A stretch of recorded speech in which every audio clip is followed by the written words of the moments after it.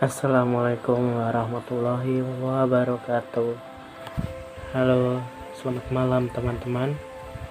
Perkenalkan, nama saya Dias Eka Kusuma. Saya mahasiswa dari Universitas Sultan Ageng Tirtayasa, Fakultas Keguruan dan Ilmu Pendidikan, pada program studi Pendidikan Vokasional Teknik Elektro tahun 2019.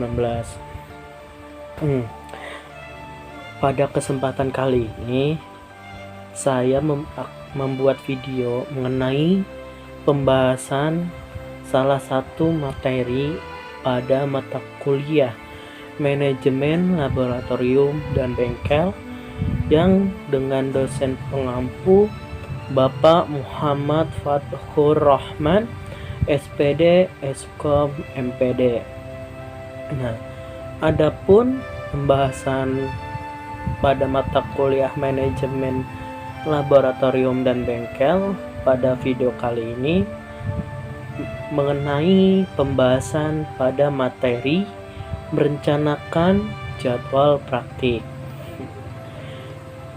Seperti yang telah saya sebutkan tadi, saya di sini akan membuat pembahasan mengenai materi merencanakan jadwal praktik pada manajemen laboratorium dan bengkel pada sekolah vokasi dan kejuruan. Selamat menonton untuk teman-teman. Simak video ini. Jika ada yang ditanyakan, silakan ditanyakan di kolom komentar. Oke, kita langsung ke pembahasan pada video kali ini. Nah, dalam pembahasan mengenai materi merencanakan jadwal praktik, terdapat beberapa poin yang akan saya bahas. Nah, adapun pertanyaan mengenai apa sih yang dimaksud dengan merencanakan jadwal praktik. Jadi jadwal praktik itu maksudnya merencanakan jadwal praktik itu salah satu kegiatan administrasi yang akan muncul ketika dalam melaksanakan fungsi dari administrasi bagi koordinator bengkel dan laboratorium, di mana tanggung jawab dari penyusunan jadwal itu dipegang langsung oleh ketua jurusan atau program studi ataupun koordinator dari bengkel ataupun laboratorium. Nah, jadi pihak koordinator atau ketua jurusan atau program studi harus merencanakan atau menyusun jadwal dari kegiatan praktik. Nah, lalu ada pertanyaan lagi, di mana sih biasanya jadwal digunakan? Nah, biasanya jadwal itu digunakan dapat dikelompokkan menjadi 3 di dunia pendidikan, yaitu yang pertama dunia pendidikan. Contohnya itu seperti halnya jadwal minggu efektif atau jadwal dalam mengajar atau lebih dikenal sebagai RPP atau rencana pembelajaran dalam 1 minggu, 1 tahun atau 1 bulan. Lalu yang kedua itu dalam fasilitas kelas. Nah, di kelas pun ada jadwal yang dimana contohnya tuh yang sering kita lakukan di waktu sekolah-sekolah, baik itu sekolah SD sampai kuliah, itu jadwal di kelas tuh paling mudah untuk dilihat itu contohnya seperti jadwal piket, lalu jadwal dalam merencanakan suatu kegiatan kelas atau sebagainya. Lalu yang ketiga ini merupakan pembahasan pada kali ini, yaitu mengenai di mana jadwal ini digunakan di bengkel dan laboratorium.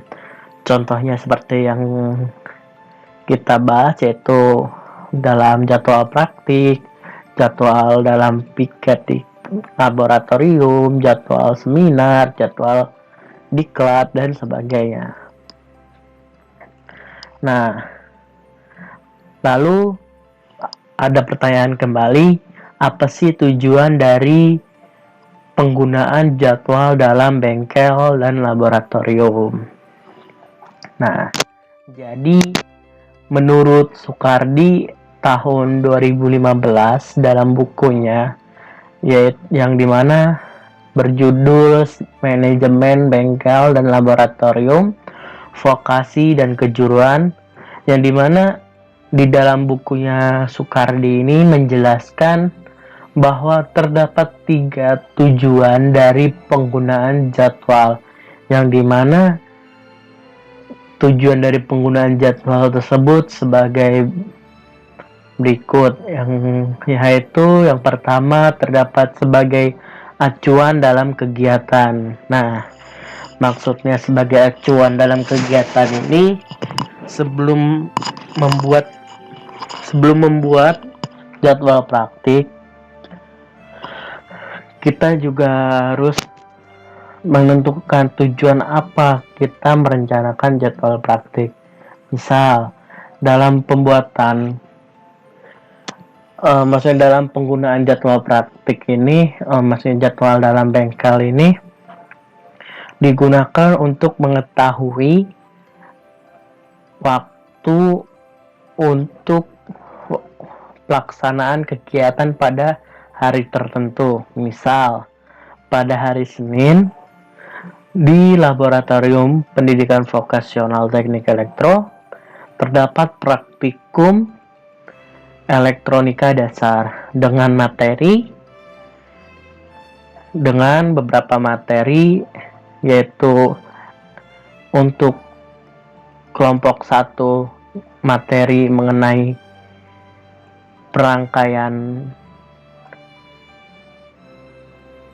pengerangkaian dalam lampu flip-flop, lalu untuk kelompok 2 mengenai pembacaan gelombang dan sebagainya.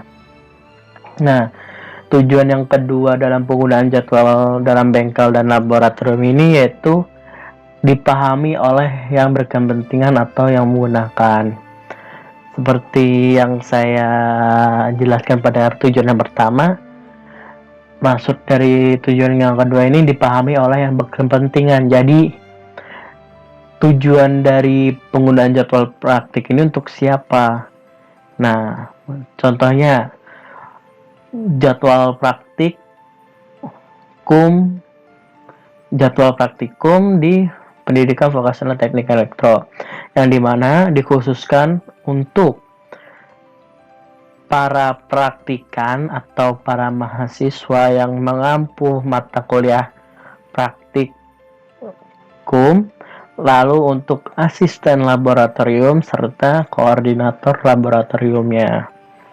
Lalu untuk tujuan yang ketiga itu memberikan kepastian untuk memanfaatkan tepat dan waktu yang disediakan. Nah, jadi maksud dari tujuan yang ketiga ini, misalnya dalam suatu sekolah menengah kejuruan, dalam pelaksanaan praktikumnya ini dilakukan selama 1 jam, yang dimana dalam jadwal praktik di SMK tersebut harus memaparkan alokasi waktu, misal 1 jam pembelajaran sama dengan 45 menit pembelajaran, 45 menit waktu pembelajaran. Jadi seperti itu yang dimaksud dengan memberikan kepastian untuk memanfaatkan tempat dan waktu yang disediakan.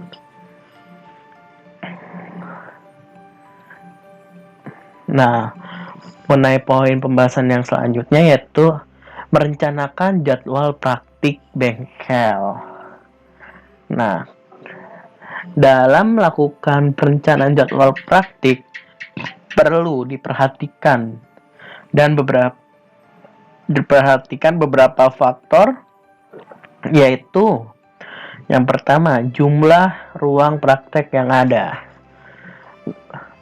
Jadi dalam merencanakan jadwal praktik itu harus dilihat terlebih dahulu ruang yang digunakan dalam praktikum ini, lebarnya, maksudnya kapasitasnya untuk berapa orang, lalu ada berapa ruang yang akan digunakan. Nah, lalu faktor yang kedua itu luas atau kapasitas dari setiap ruang praktik. Nah, seperti yang saya jelaskan tadi, harus diketahui juga dalam ruang praktik ini dapat menampung berapa orang. Contoh, satu ruang praktik dapat menampung 12 praktikan dengan 1 orang koordinator dan 3 orang asisten laboratorium. Nah, faktor yang ketiga yaitu jumlah praktikan yang hendak mengikuti kegiatan praktik. Nah, dalam merencanakan jadwal praktik bengkel ataupun laboratorium, harus dilihat juga jumlah praktikan yang hendak mengikuti kegiatan praktik. Contoh sederhananya, seperti yang saya jelaskan, contoh sederhananya itu dalam mata pelajaran elektronika dasar terdapat 12 siswa yang mengikuti praktik elektronika dasar. Jadi jumlah praktikan ini akan dibagi sesuai dengan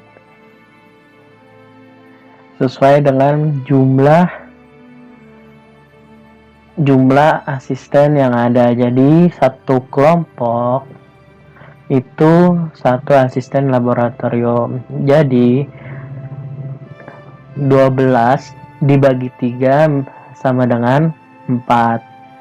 Nah, jadi dalam praktikum elektronika dasar pada SMK tersebut terdapat 3 kelompok dengan 3 asisten laboratorium. Lalu faktor keempat yaitu jumlah dosen penanggung jawab praktik. Nah, dalam praktikum sendiri tidak banyak, biasanya cukup dalam satu praktikum itu satu dosen atau satu guru atau 2. Lalu untuk faktor yang kelima, waktu yang bisa digunakan untuk praktik. Maksudnya dalam pelaksanakan praktik itu waktu yang digunakan itu berapa jam. Contohnya, waktu yang digunakan adalah 3 jam, yang dimana 3 jam ini terbagi menjadi 2, yang dimana 1 jamnya itu teori dan 2 jamnya praktik. Ataupun juga dapat dilihat dari SMK yang ada atau mata pelajaran yang dipraktikkan itu memenuhi berapa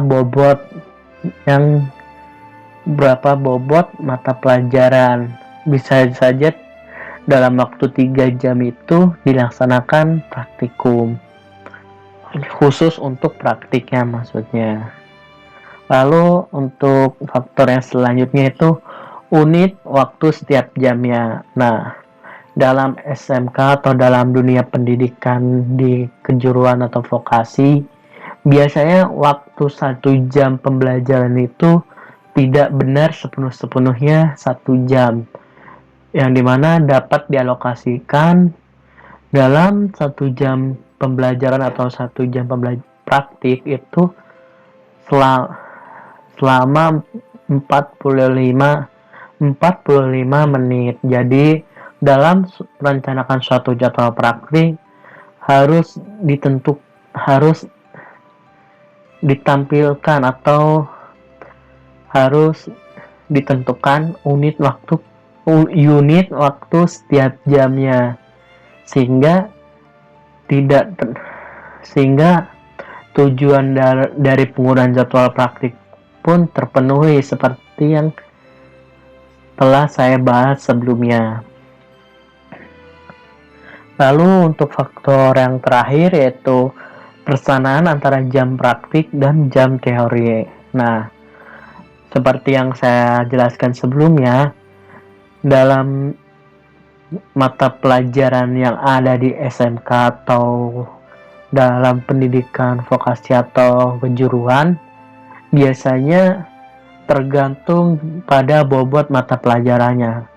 Bisa saja dalam mata pelajaran praktik tersebut dilaksanakan selama 3 jam dengan persamaan waktu yaitu 1 jam praktik dan 1 jam teori, ataupun dapat saja dalam 3 jam waktu pelaksanaan praktik ini dikhususkan untuk 3 jam melaksanakan praktikum itu sendiri.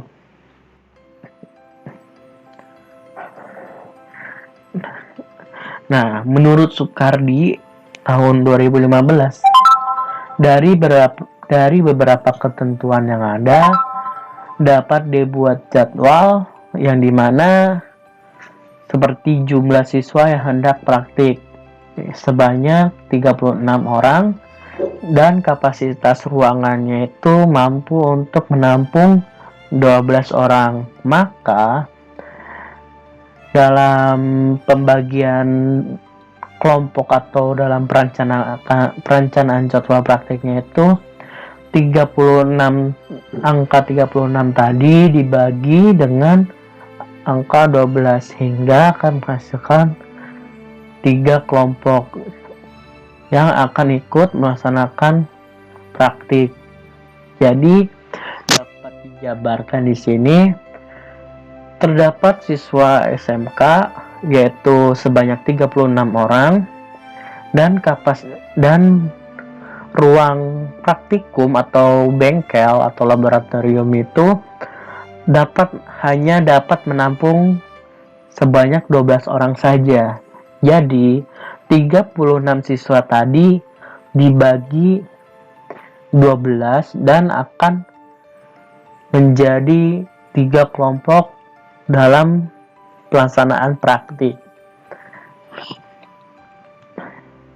Contohnya kurang lebih seperti ini, yang dimana terdapat kolom untuk hari serta tanggal, yang dimana pelaksanaan praktik ini dilaksanakan pada hari Selasa 2 November 2021, serta terdapat kolom waktu atau jam, yang dimana pada jam yang pertama itu tepatnya pada waktu 13.00 sampai 15.00 itu untuk kelompok 1 dengan nama asistennya atau koordinator bias atau siapa.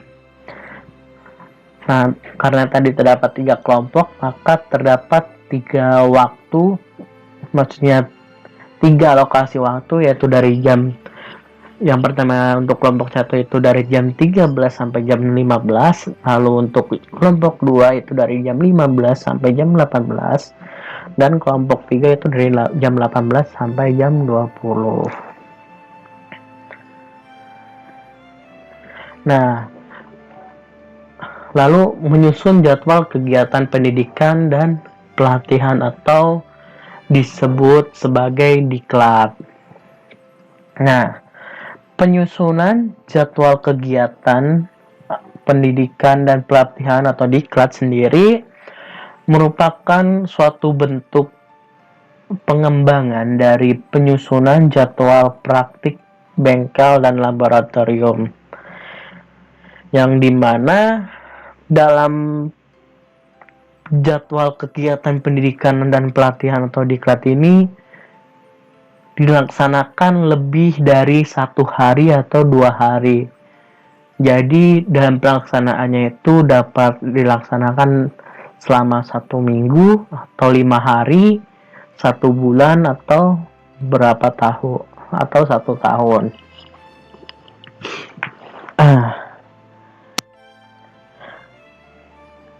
Lalu berdasarkan pada bukunya Soekardi tahun 2015, terdapat faktor yang perlu diperhatikan dan dalam membuat jadwal diklat, yang dimana terdapat lamanya kegiatan diklat. Seperti yang saya jelaskan, dalam jadwal diklat, maksudnya dalam pelaksanaan kegiatan diklat sendiri lebih dari 1 hari atau 2 hari. Berbeda dengan pelaksanaan kegiatan praktikum yang dimana dilaksanakan selama 1 hari atau 2 hari. Nah, dalam diklat sendiri paling lama yaitu selama 1 minggu, 2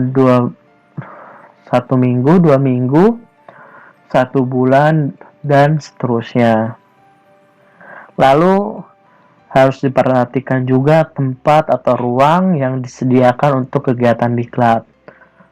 Nah, karena kegiatan diklat ini atau penyusunan jadwal kegiatan diklat ini merupakan pengembangan dari jadwal kegiatan praktik, maka tempat atau ruangnya itu lebih besar atau lebih luas, 2 kali lipat dari ruang praktikum ataupun bengkel. Nah, dalam diklat sendiri terdapat narasumber dalam mata diklat, termasuk juga mentor, yang dimana akan memberikan suatu arahan atau pembelajaran mengenai materi menjadi lebih dapat dipahami atau dicerna dan dapat juga diimplementasikan oleh peserta diklat. Nah, lalu yang perlu diperhatikan dalam jadwal diklat itu yang terakhir, jumlah peserta. Nah, atau jumlah kelompok yang akan menerima materi diklat. Nah, kurang lebih untuk contoh jadwal diklat itu seperti ini, yang dimana terdapat kolom waktu seperti, lalu terdapat kolom materi, lalu terdapat kolom narasumber serta kolom keterangan. Nah, untuk waktu kegiatan diklat ini kurang lebih seperti yang saya jelaskan, ini hanya contoh sederhana. Jadi ini hanya contoh sederhana. Dalam pelaksanaan kegiatan diklat ini pasti ada jadwal di hari pertama, hari kedua, hari ketiga, dan seterusnya.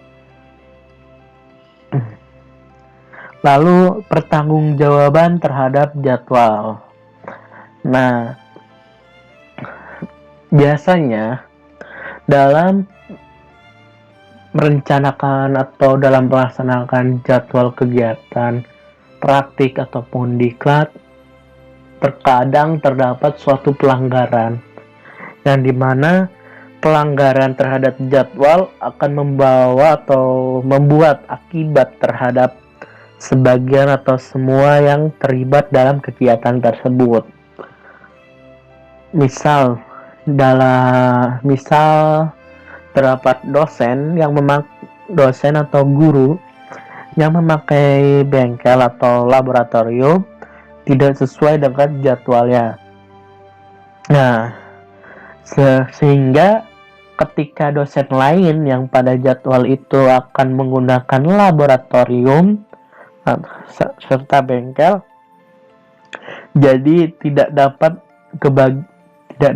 kebagian ruang dalam menggunakan laboratorium dan bengkel, sehingga terdapat protes yang dilakukan oleh guru tersebut terhadap koordinator, sehingga koordinator atau ketua jurusan perlu mencarikan ruangan lain.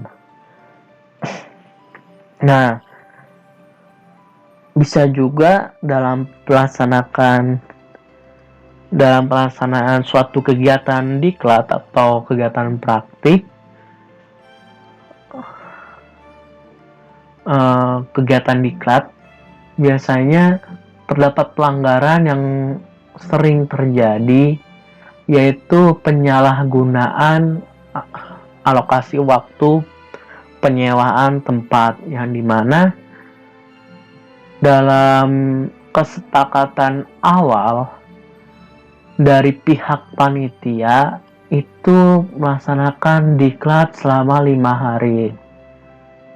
Nah, namun ternyata terdapat kemunduran waktu dalam kegiatan diklat tersebut, sehingga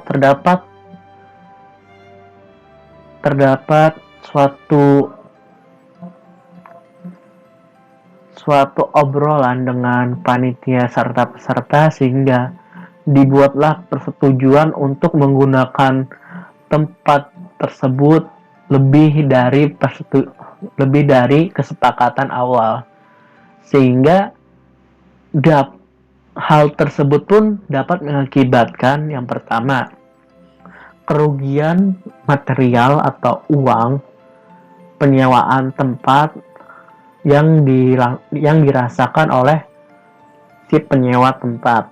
Yang kedua, apabila terdapat suatu organisasi lain atau kelompok lain yang ingin menyewa tempat tersebut menjadi terhalang karena terdapat penyalahgunaan tempat tersebut, maksudnya penyalahgunaan waktu oleh kelompok sebelumnya. Nah, jadi jadwal yang telah terpasang dalam papan informasi atau buku panduan atau pedoman yang sudah tertandatangani oleh pimpinan itu perlu dihormati dan dilaksanakan oleh semua yang terlibat.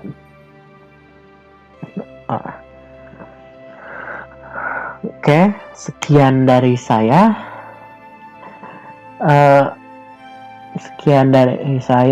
Untuk video kali ini mengenai pembahasan materi merencanakan jadwal praktik pada mata kuliah manajemen laboratorium dan bengkel. Saya Dias Eka Kusuma, mahasiswa pendidikan vokasional teknik elektro angkatan 2019 dengan NIM 2283190014, yang dimana pada mata kuliah manajemen laboratorium dan bengkel ini dengan dosen pengampu Bapak Muhammad Fatur Rahman, SPD, Eskom, MPD. Saya selaku pembawa materi mohon untuk undur diri. Sekian dari saya. Apabila terdapat kata-kata yang salah atau terdapat ucapan yang keliru atau kurang mengenakan bagi teman-teman, mohon dimaafkan. Sekian dari saya. Wassalamualaikum warahmatullahi wabarakatuh.